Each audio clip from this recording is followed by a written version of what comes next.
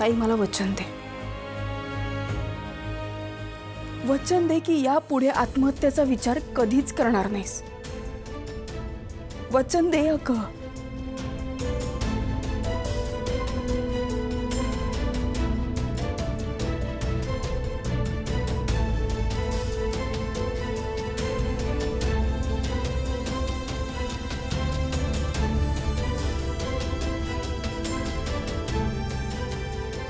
मी तुला वचन देते, मी यापुढे असं कधीच काही नाही करणार.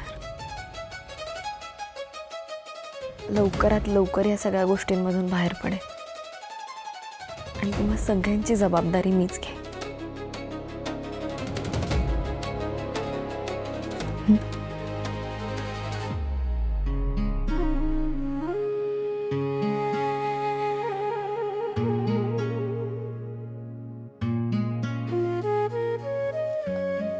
आले मी.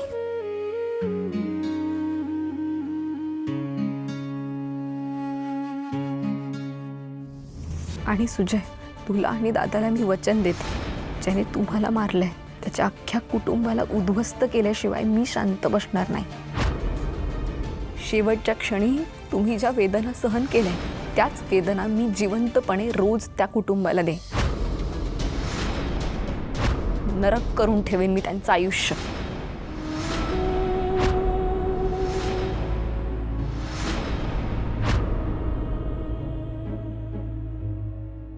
तुम्ही कधीपासून आहात इथे? मी काय येत जातच असतो. यावेळी जरा जास्त थांबलो. सवय झाली आता या खोलीची मला. म्हणजे असं का? अरे बाबा, आम्ही काय गरीब माणसं. अन्यायाविरुद्ध बोललो, पलटवार केला, सहन करण्याच्या पलीकडे जाऊन टोकाचं पाऊल घेतलं की झालं. चौकशी नाही, पुरावे नाही, कोण बरोबर कोण चूक काही बघायचं नाही. सरळ उचलायचं आणि इथं आणून टाकायचं. काय झालं काय होतं? असंच रे, मोठ्या माणसाची पंगा महागात पडेल. अन्यायाविरुद्ध आवाज उठवायचा ना, क्रांतिकारी बनावं लागतं. आणि क्रांतिकारी लोकांना तुरुंगाचा शाप असतोच की. मी आवाज उठवला, लगेच इथे आणलं आवाज दाबायला. खरं सांगू का, ह्यात माझं अख्खं कुटुंब उद्ध्वस्त झालं. त्यांच्यावर जी वेळ आली आहे ना, ती आता मला बघवत नाही. यांच्या दृष्टीनं मी गुन्हा केलाय, पण त्याची शिक्षा माझ्या कुटुंबानं भोगायची. मला माझ्या शिक्षेचं काही वाटत नाही हो. मला त्याची सवय झाली. पण माझं कुटुंब, माझं घर, त्याचं काय, एकुलती एक पोरगी आहे मला. ती सगळं एकटी करत असेल. बायको पण माझी आजारी असते. तिच्या औषधाचा खर्च, घर चालवण्याचा खर्च, शिवाय बाहेरील समाजातली माणसं, त्यात माझी तरुण पोरगी. तुला सांगतो, मनातनं नको नको ते विचार येतात. मला तिच्यासाठी इथून लवकरात लवकर बाहेर जायचं आहे. मला माहिती आहे ती एकटी लढत असेल बाहेर. मला बाहेर काढण्यासाठी प्रयत्न करत असेल, वकील शोधत असेल, जामीन तरी मिळतो का बघत असेल. पण जामिनाला माणसं आणि वकिलाला पैसा दोन्ही नाही हो तिच्याकडे. मला कळत नाही मी काय करू. काका शांत हो, होईल सगळ्यांनी. होय, तुझा भाऊ आलाय वकील घेऊन. तुला भेटायचं ना त्यांना. चल.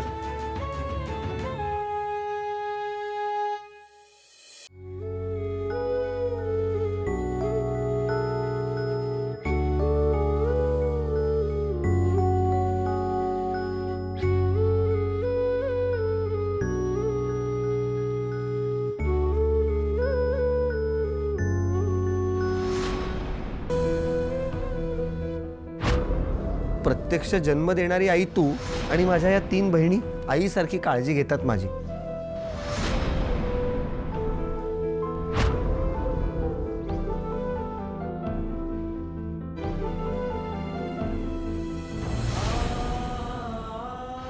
अभिजित सावेकरांच्या रिक्षाचा ॲक्सिडेंट झालाय. आपला दादा गेला.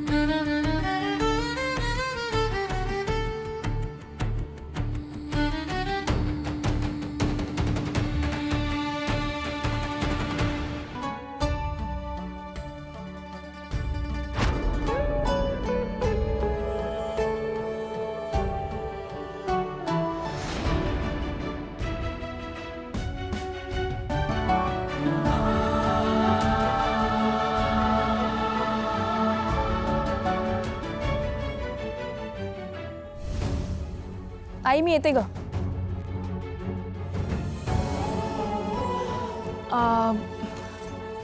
आई मी खूप मोठा निर्णय घेतलाय. मी आजपासून कॉलेजला जाणार नाहीये. काय? हो. अगं पण का? आणि कॉलेज सोडून काय करणार आहेस? काम शोधे नाही. मला माहिती आहे शिक्षण खूप महत्त्वाचं आहे, पण सध्या आपल्या कुटुंबाची काळजी घेणं हे सगळ्यात जास्त महत्त्वाचं आहे. हे बघ ज्योती, आपण काहीतरी मार्ग काढूया ना. हवं तर मी 4 घरी काम करीन, पण तू तुझं शिक्षण नाही सोडायचं. आई जरा तू शांत हो. तू काम करायचं नाहीयेस. हे बघ तू आधीच खूप केलंयस आम्हा सगळ्यांसाठी, आणि आता आम्ही लहान नाही मोठे झालोय अगं. हे बघ तुला मी कुठलं काम करू द्यायची नाही. शिक्षण मी पुन्हा सुरू करणार आहे, पण आता माझी या कुटुंबाला या घराला खरंच गरज आहे. आई मी सगळं व्यवस्थित करेन, तुम्ही कोणी काळजी नका करू. हां येते. ज्योती ज्योती थांब, तू एकटीच काम नाही करणार, मी पण काम शोधते. थांब मी येते. अगं ताई थांब. हे बघ ताई, तुला आरामाची गरज आहे, तू सध्या आराम कर ना. जॉबचं आपण बघू नंतर. ताई माझ्या कॉलेजचा खर्च पण खूप जास्त आहे. मी पण कॉलेज बंद करते आता. असं काहीही करायचं नाहीये. तुझं शिक्षण बंद होणार नाही. खर्चाचं काय ते मी बघीन. मी तुम्हाला म्हणते ना, तुम्ही कुणी जास्त विचार करू नका. फक्त माझ्यावर विश्वास ठेवा प्लीज. काळजी घे, नीट जा. नमस्कार करते. यशस्वी भाव.